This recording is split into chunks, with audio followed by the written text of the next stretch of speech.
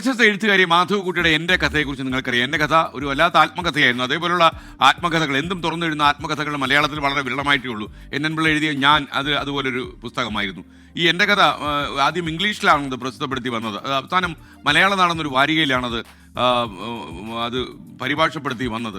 അപ്പോൾ യഥാർത്ഥത്തിൽ ഈ മരണത്തിൻ്റെ മുൻപിൽ നിൽക്കുന്ന ഒരു സമയത്താണ് മാധവിക്കുട്ടി ശരിക്കും എൻ്റെ കഥ എഴുതുന്നത്. ഇനി ജീവിതത്തിലേക്ക് ഒരു മടക്കമില്ല എന്ന് തോന്നിയ സമയമാണ്. തനിക്ക് തോന്നിയതെല്ലാം അവർ പച്ചയായിട്ട് എഴുതി.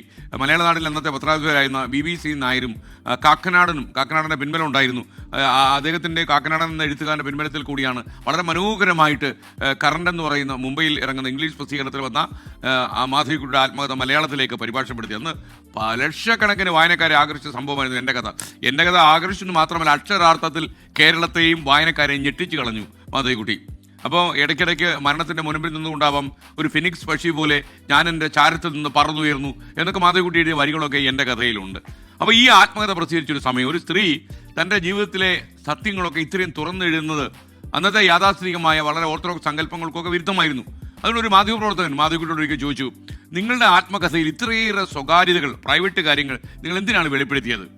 ഇത് സമൂഹത്തിൽ വളരെ തെറ്റായ ഒരു സന്ദേശം കൊടുക്കില്ലേ? ഇതായിരുന്നു അദ്ദേഹത്തിൻ്റെ ഒരു വല്ലാത്ത പിടി. മാത്രമല്ല മാധവിക്കുട്ടി വിമർശനങ്ങളെ ഭയക്കുന്നില്ല എന്നും ഈ പത്രപ്രവർത്തകൻ ചോദിച്ചു.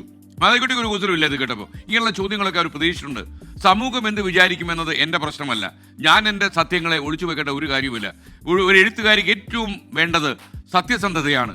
വിമർശനങ്ങൾ ഒരിക്കലും എന്നെ തളർത്തില്ല, മറിച്ച് കൂടുതൽ കരുത്തുള്ള ഒരു എഴുത്തുകാരിയാക്കി മാറ്റുമെന്നാണ് മാധവിക്കുട്ടി എന്ന കമലദാസ് അന്ന് മാധ്യമപ്രവർത്തകനോട് പറഞ്ഞത്. മാധവിക്കുട്ടി തൻ്റെ എഴുത്തിൽ കാണിച്ച ഒരു ധീരതയുണ്ട്, ബുദ്ധിപരമായൊരു സത്യസന്ധതയുണ്ട്. അത് വളരെ അടിവരയിട്ട് അവരുടെ ഓരോ പുസ്തകത്തിലും ഉണ്ടായിരുന്നു. വ്യക്തി സ്വാതന്ത്ര്യത്തിൻ്റെ പ്രാധാന്യമാണ് എൻ്റെ കഥയിലും മറ്റുള്ള ഗ്രന്ഥങ്ങളിലൊക്കെ അവർ പറയുന്നത്. മറ്റുള്ളവരുടെ അംഗീകാരത്തിനും അവരുടെ പിൻബലത്തിനും വേണ്ടി സ്വന്തം സത്യങ്ങളെ തള്ളിപ്പറയേണ്ട കാര്യമില്ല. സ്വന്തം വ്യക്തിത്വത്തിൽ ധീരമായി വിശ്വസിക്കുക.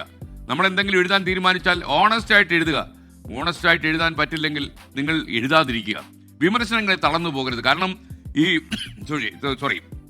ഈ സോഷ്യൽ മീഡിയയിലൊക്കെ വിമർശനങ്ങൾ വന്നിട്ട് തളർന്നു പോകുന്ന ഒരുപാട് മനുഷ്യരെ ഞാൻ കണ്ടിട്ടുണ്ട്. അവരോട് എനിക്ക് പറയാനുള്ളത്, 50 അല്ലെങ്കിൽ 50,000 ആളുകൾ കാണുന്ന ഓൺലൈൻ അല്ലെങ്കിൽ ഇത്രയും ആളുകളിലേക്ക് ഷെയർ ചെയ്യപ്പെടുന്ന ഈ സന്ദേശം, ഈ വാർത്ത 2 ദിവസം കഴിയുമ്പോൾ അത് എരിഞ്ഞു വീഴും, കരിഞ്ഞു ഉണങ്ങും. അപ്പോൾ അതൊന്നും അടുത്ത വിമർശനം വരുമ്പോഴത്തേക്കും, അടുത്ത സ്റ്റോറി വരുമ്പോഴേക്കും ആളുകൾ ഇത് മറക്കും. അതുകൊണ്ട് ഇതിലൊന്നും തളർന്നു പോകരുത്. പ്രത്യേകിച്ച് നിങ്ങൾക്ക് നിങ്ങളുടെ ഒരു ഇൻറ്റഗ്രിറ്റി, ഒരു സത്യസന്ധത ഉണ്ടെങ്കിൽ കരുത്തോടെ മുന്നോട്ട് പോവുക. ഇതാണ് എൻ്റെ കഥയിലൂടെ മാധവിക്കുട്ടി പ്രകാശിപ്പിക്കാൻ ശ്രമിച്ചത്. മാധവിക്കുട്ടി എൻ്റെ കഥയിൽ കാണിച്ച ഒരു സത്യസന്ധത, ഞാൻ എന്ന ആത്മകഥയിൽ എൻ പിള്ള കാണിച്ച ഒരു സത്യസന്ധത, അതാകട്ടെ നമ്മുടെ മുതൽക്കൂട്ട്. നമുക്ക് ധൈര്യമായി പറയാൻ കഴിയുന്ന സത്യസന്ധമായ കാര്യങ്ങൾ ധൈര്യത്തോടെ പ്രകാശിപ്പിക്കാൻ ശ്രമിക്കുക. അതല്ലെങ്കിൽ കള്ളം പറഞ്ഞ ആളുകളെ ബുദ്ധിമുട്ടിക്കാതിരിക്കുക.